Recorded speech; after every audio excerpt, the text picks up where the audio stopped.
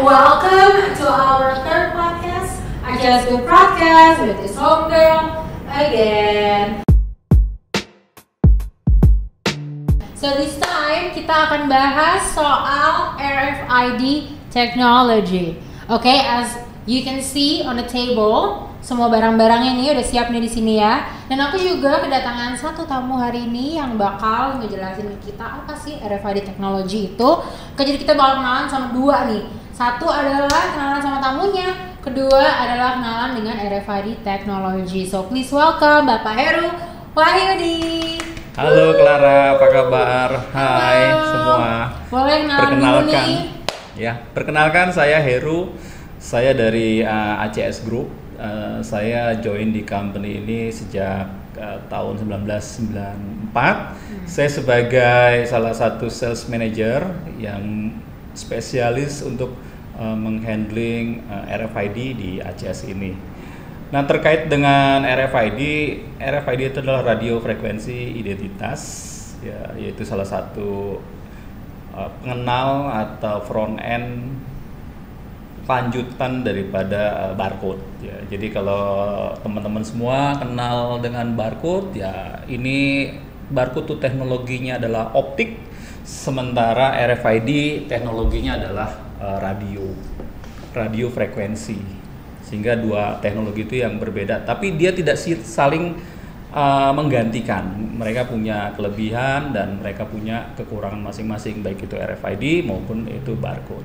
Kalau barcode itu dia bisa pinpoint, di mana kita mau scan, kita bisa baca datanya. Sementara kalau RFID nggak bisa pinpoint, dia hanya begitu dia tembak, maka semua yang ada di depan yang kita inginkan maupun yang tidak kita inginkan itu akan dibaca. Oke, itulah beberapa teknologi. Sementara kalau barcode di belakang tidak terlihat karena dia sifatnya optik, maka dia tidak bisa dibaca. Tapi kalau RFID dia bisa dibaca. Itu sekilas mengenai plus minus RFID. Tetapi dia tidak akan menggantikan atau tidak akan saling menggantikan. Kita harus benar-benar paham mengenai kekuatan dan kelemahan masing-masing. Nah, itulah kira-kira RFID itu ya. Oke, kalau misalnya nih, kan aku anggap aja outsider ya. Ya. Oke, let's say kalau misalnya aku tuh nggak paham banget deh soal teknologi gitu. Gimana cara Bapak untuk explain apa sih RFID technology itu in general yang biar bisa bikin orang yang nggak dari industri IT itu paham soal ini? Karena kan juga banyak di luar sana company-company yang enggak dari IT industry juga sebenarnya butuh ya RFID ini untuk barang-barang atau aset mereka gitu. Itu gimana cara menjelaskannya? Menjelaskannya gampang banget ya. Jadi sebenarnya di dalam kehidupan sehari-hari RFID itu udah sering dipakai. Dalam contoh dulu kita zamannya kaset, itu angkatan tahun 90-an masih ada kaset ya. Kaset itu kalau kita beli itu tertempel seperti ini, begitu dia keluar tapi belum bayar maka alarmnya akan bunyi. Kayak gitu. Itu sebenarnya salah satu cikal bakal daripada RFID. Jadi dia tidak terlihat tetapi bisa dibaca.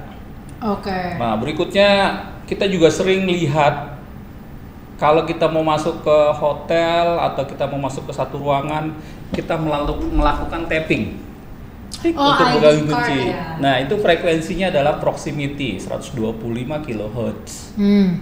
Nah, belakangan ini lagi rame kalau kita mau bayar tol, kita bisa tapping, e-tol, kemudian di KTP, pakai KTP buat baca. ID kita ada di dalam sini. Nah, e-tol, sekarang banking buat payment. Nah, itu kan juga udah pakai. Nah, itu yang orang-orang biasa sebut NFC. Orang-orang juga biasa sebut HF, ya, HF, kayak gitu. MyFair, itu sama.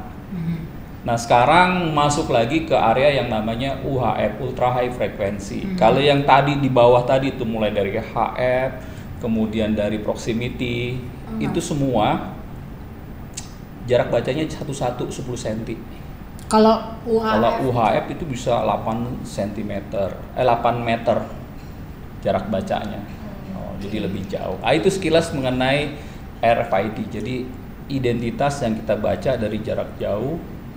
Kalau UHF untuk semua barang dalam waktu yang serempak.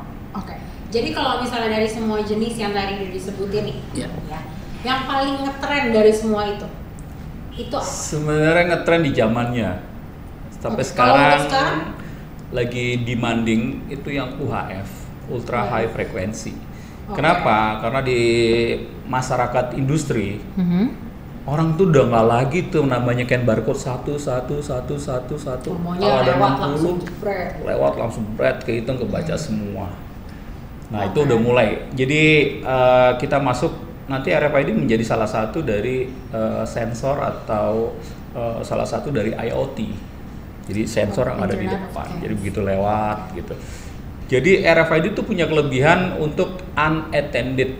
Jadi kalau orang awam bilangnya nggak ada orang. Unattended itu nggak ada orang, tapi dia begitu lewat dia bisa baca, pintu bisa dibuka. Nah seperti kayak gitu RFID yang sekarang yang lagi demanding yaitu pakai ultra high frequency dengan jarak baca bisa sampai maksimum 8 open area.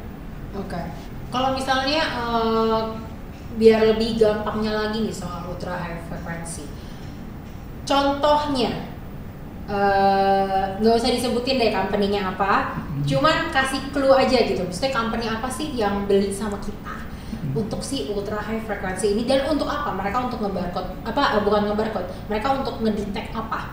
Yang jumlahnya banyak. Betul. Contoh. Banget ya. Salah satunya itu supply chain. Dia memproduksi salah satunya garment. Dalam satu garment itu dia packaging, jumlah garmentnya itu jaket ya. Itu jumlahnya sekitaran 500 jaket, yang mana di dalam 500 jaket itu ada X, M, L, and short ya, precise. Tapi X-nya berapa, L-nya berapa, M-nya berapa, S-nya berapa itu udah ketebak.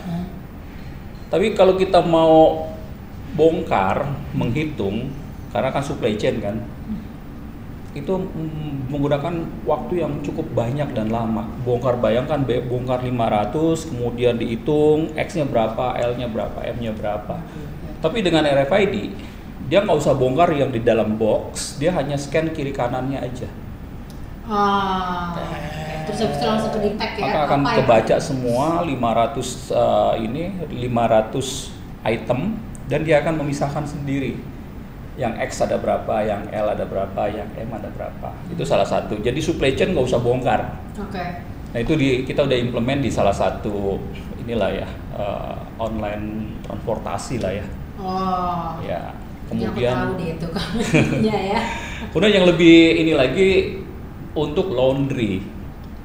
Bayangkan laundry rumah sakit di mana situ itemnya banyak, dokter, ya ada baju dokter, ada spray, pasien, ya ada pasien. Dia semua setelah kotor dimasukkan ke dalam kayak semacam kantong.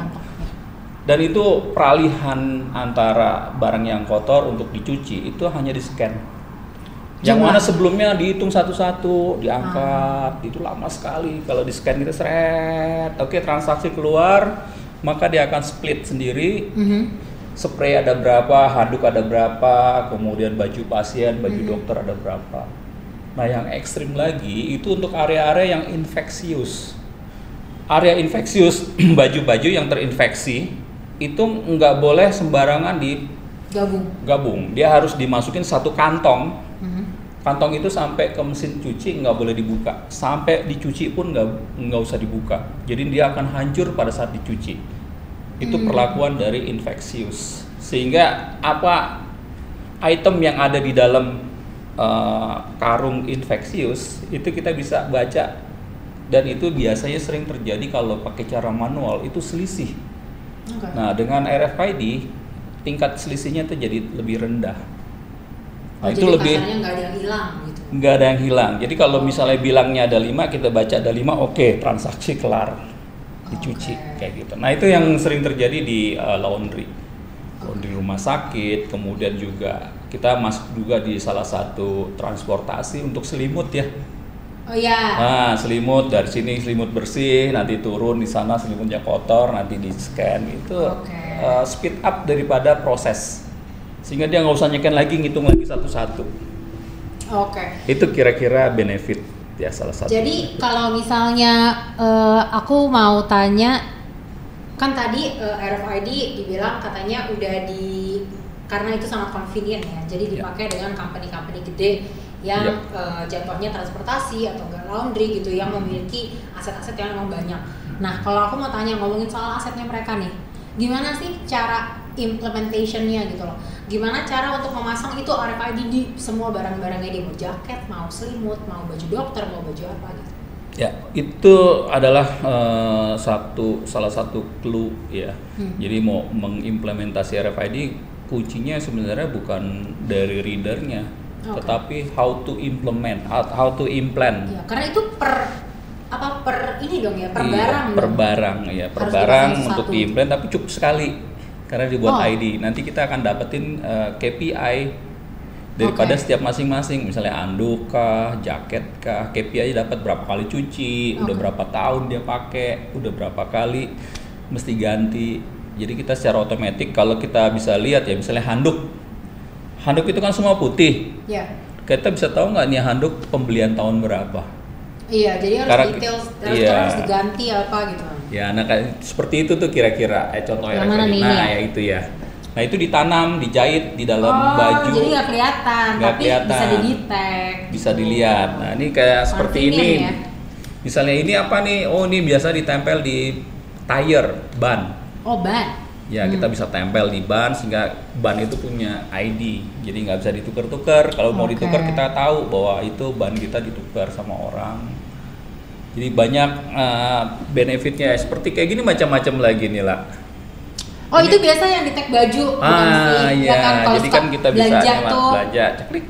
Nah, terus kalau mau bayar dilepas dulu gitu ya. Betul, macam-macam. Bagaimana cara nempelnya ya? Variasi yang oranye itu biasa buat di tabung gas. Kan bentuknya melengkung. Oh iya, kalau pernah lihat nih tabung gas nih.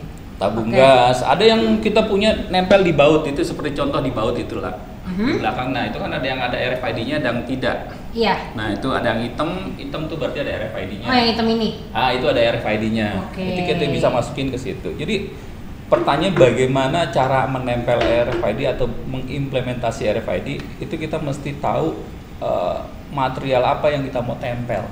Jadi beda-beda ya, seconvenient mungkin di barang-barang. Bahkan sampai ke hewan pun ditaruh di anting lah.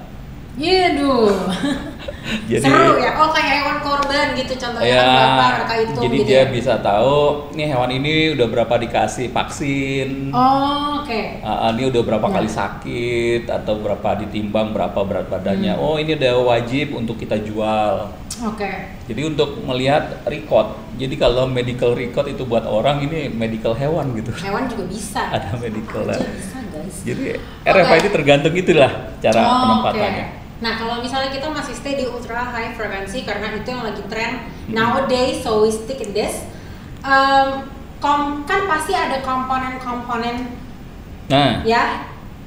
Itu bisa dijelasin apa aja sih di dalam? Sebenarnya RFID itu simple ya, hanya dua komponen. Komponen itu adalah bagian ya, bagian sehingga dia disebut sebagai RFID system. Bagian pertama adalah yang dibaca. Bagian kedua adalah yang membaca. Jadi ada yang dibaca dan ada yang membaca. Udah itu aja. Udah itu aja dua. Jadi sebenarnya sama seperti barcode. Yang dibaca namanya barcode, yang membaca namanya scanner. Betul. Ya. Nah, sama komponennya ada dua. Cuman kayak barcode sama scanner ini bisa dipakai buat apa? Yang ngebatasi adalah creativity kita.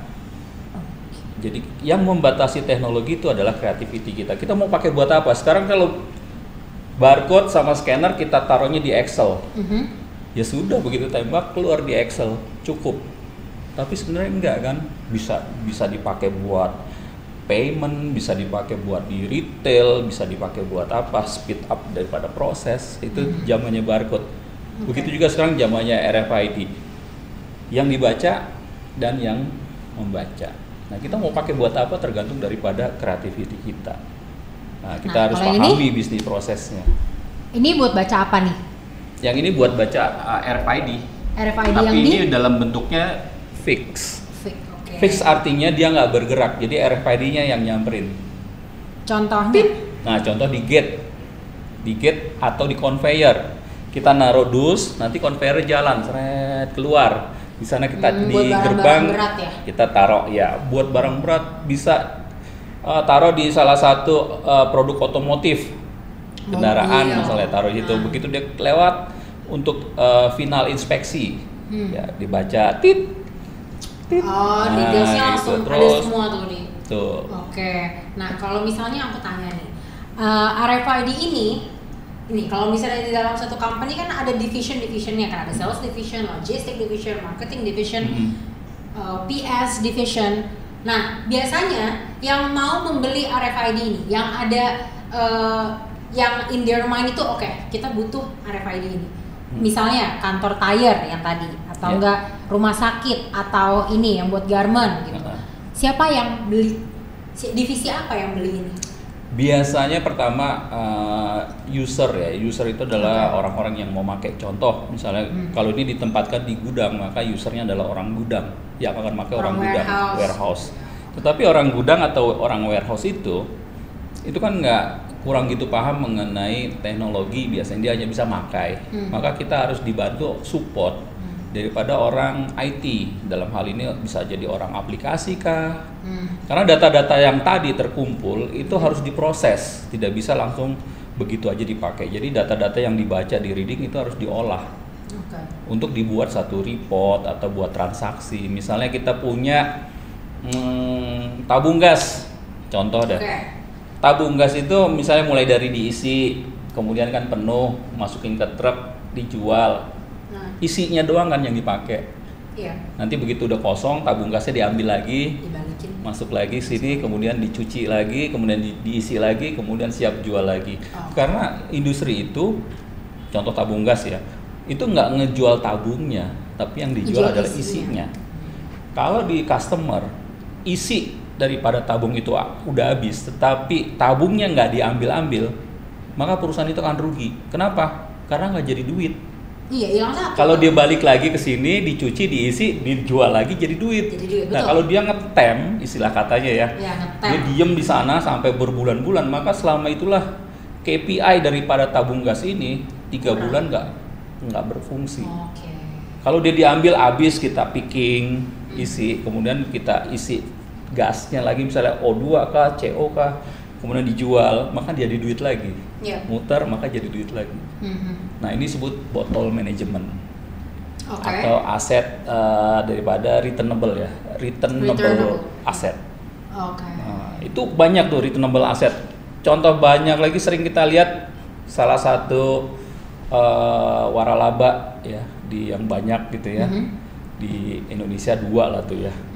Itu kan sering lihat kayak ada buat ngangkat-ngangkat, itu ada labelnya itu yang warna biru kah. Nah, itu bolak-balik ke store, kemudian balik lagi ke DC, ke store, balik lagi ke DC. Nah, itu juga perlu juga. Jadi untuk area itu kan user yang pakai, tetapi harus disetting sama orang IT sehingga kita bisa tahu berapa kali dia muter. Balik belum nih barangnya? Nah, user di titik tadi contoh di tabung gas, dia hanya ngambil barang, bawa ke gudang, cuci, isi, ngambil barang, kirim barang, kemudian sekalian ngambil barang ya. Tetapi kalau dia di-equip oleh satu device, maka dia akan di-record transaksi-transaksinya. Sehingga kalau kita punya 6.000 tabung gas, maka sistem akan bisa tahu 1.000 ada di mana, 50 ada di mana. Dari 6.000 itu. Kayak gitu. Dari 6.000 itu kita bisa shortlist. Karena setiap langkah-langkah ini di-tracking. Kayak gitu. So, sekarang we are almost at the end of the podcast. This is the last question. Okay. As a sales manager. Yes. Right. Sales meaning you sell things. Right. Coba jual RFID ini ke penonton. Hai penonton. RFID ini sangat berguna ya. Cuman kita harus tahu kunci sukses untuk implementasinya, yaitu RFID ini jujur bukan buat security. Kenapa bukan buat security? Karena dia hanya bisa ditempel. Yang bisa buat security itu jika RFID ini diimplan. Contoh ada di satu pabrik ini diimplan ke ban sehingga tidak bisa dibuka. Kalau mau dibuka bannya nanti rusak. Kemudian RFID itu nggak murah. Maka RFID itu harus tepat guna. Misalnya dipakai dibuat tadi bukannya belum sampai di item base ya, masih di case ya, tempat. Jadi sifatnya closed loop. Kayak tabung gas dijual balik lagi. Kemudian palet dikirim balik lagi. Nah, kayak gitu-gitu. Itu masih bisa ROI-nya masih dapat. Oke. Terus udah gitu, jarak baca nih yang ketiga nih lah. Ya. Yang ketiga customer. Jarak baca, jaraknya jauh ataupun jaraknya dekat, itu nggak pengaruh. Yang mempengaruhi adalah bisnis proses. Jadi kita pernah tuh baca di conveyor, ya, yang kita butuhkan setiap barang yang lewat di depan conveyor yang jaraknya cuma 30 cm. Karena jarak bacanya panjang bisa 8 meter, itu yang di conveyor kedua kebaca. Padahal di sini yang diinginkan hanya conveyor ini. Nah, apa yang dilakukan? Gain daripada radio ini kita kecilkan penguatannya sehingga kita bisa hanya baca yang di depan. Nah, ini adalah namanya bisnis proses. Nah, kalau kita pulkan daya bacanya itu bisa 8 meter, maka radius 8 meter yang ada di depan antena itu akan dibaca. Yang mau maupun yang tidak mau. Contohnya, kalau kita mau masuk ke gerbang satu mall, biasanya kan kita kalau begitu mau masuk kan terbuka kan, ada sensor di atasnya kan. Iya. Dia tahu nggak kalau kita tuh mau masuk atau cuma lewat? Kalau kita mau masuk kan biasanya pass through kan, tapi kalau kita lewat samping, pintunya kebuka juga. Oh, karena dia ngedetect sampai jarak jauh. RFID begitu. Oke. Yang didetek itu mau masuk ataupun cuma lewat, itu dua-duanya didetek sehingga pintunya terbuka, walaupun orang itu sebenarnya nggak mau lewat, hanya mau jalan di depan pintu, bukan mau pass through. Oh, kayak pintu-pintu di mall yang kaca. Iya. Kita berdiri di depan situ aja bisa. Terbuka. Padahal kita belum tentu masuk. Tapi kalau itu di setnya kurang bagus, maka data itu udah di reading. RFID padahal dia nggak keluar gitu, nggak ke shipping. Tetapi karena kebaca, maka dianggap shipping. Nah, kalau dianggap shipping barangnya nggak keluar kan jadi bahaya. Iya, itu salah detail. Nah, itu kita harus secara hati-hati menerapkan di situ. Kadang-kadang kita pakai satu gate atau semacam cake ya, terowongan kayak gitu ya, kandang kayak gitu ya, cake ya. Jadi dia buat pass through kayak gitu. Jadi ada 3 tadi key point-nya, bahwa RFID bukan untuk security, kemudian yang 2 paling bagus untuk closed loop. Yang ketiga, reading distance itu bukan satu masalah, tetapi bisnis proses lah yang menentukan. Nah, itu 3. See guys, nowadays itu kita butuh barang-barang yang convenient ya, apalagi tadi as we have mentioned before, kalau misalnya ada beberapa company besar di sana yang sudah memakai, hubungin ACS Group. Ya, yang sudah memakai RFID dari ACS Group. Oke, pasti you guys juga butuh di company-company kalian itu. Oke, you guys bisa hubungin langsung ke ACS Group. Oke, kontaknya bisa ada di bio. Bisa, ini juga salah satu Pak Heru adalah salah satu sales manajernya, bisa langsung juga ke Pak Heru untuk tanya soal RFID ini, atau bisa tulis social media, atau bisa di Google juga tuh ACS Group gitu kan. Ya pasti keluar tuh di Google nomor teleponnya, emailnya, annoy them, ask them for any inquiries, email them, call them. Alright, so thank you Pak Heru for the explanation. Lah, sorry, ada satu nih RFID baru nih? Yang kurang seperti itu, Mbak, depannya lagi. Ya. Itu dia tahan terhadap suhu 260 derajat untuk kurun waktu durasi 100 jam. 260 derajat itu panas? Panas sekali, air mendidih 100 derajat. Tapi ini nggak meleleh? Enggak. Jadi itu untuk di area open pemanas kayak gitu-gitu. Itu bisa diterapin. Oke, sih nggak kelar-kelar kan kerennya soal ACS Group. Soal RFID. Yang terakhir tuh. Soal RFID di ACS Group maksudnya. Oke, kita udah sampai disediain nih barang-barangnya nih guys. Oke, so thank you Pak Heru for the explanation. Thank you untuk dibawa juga semua barang-barangnya biar lebih jelas. Oke. Dan kalau misalnya butuh RFID langsung ke Pak Heru, Pak Yudi di ACS Group. Oke. Jangan ke yang lain-lain. Okay, so thank you everyone for watching. And see you in the next podcast with other solutions, other products, and other knowledge from ACS Group. Bye! Bye! See you!